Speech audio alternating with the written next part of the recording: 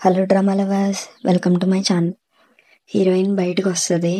Hero కూడా అప్పుడే తన వర్క్ కంప్లీట్ చేసుకుని వస్తాడు. వాళ్ళిద్దరూ ఒకరికొకరు ఎదురవుతారు, కానీ సైలెంట్గా చూసుకుంటారు, ఏం మాట్లాడుకోరు. తర్వాత వాళ్ళిద్దరూ ఒక పార్క్లో ఉయ్యాల్లో కూర్చుని ఉంటారు.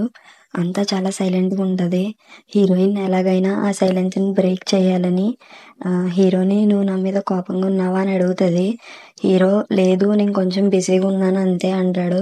హీరోయిన్ "ఓ అవునా" అంటది.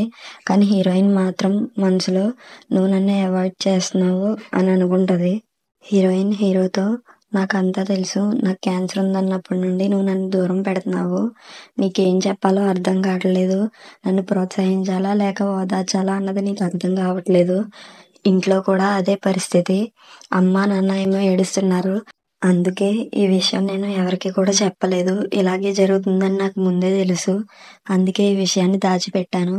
కానీ ఎవరు నేను ఎందుకు దాచిపెట్టాను అన్నది మాత్రం అర్థం చేసుకోవట్లేదు" అని హీరోయిన్ హీరోకి చెప్తుంది. దీనికి ఇప్పుడు హీరో ఎలా రెస్పాండ్ అవుతారు, వాళ్ళిద్దరి మధ్య దూరం తగ్గుతుందా పెరుగుతుందా అన్నది ఈ ఎపిసోడ్లో చూడాలి. మీరు కూడా ఎపిసోడ్ కోసం వెయిట్ చేస్తున్నట్టయితే కామెంట్ చేయండి. Thanks for watching. సారంగి.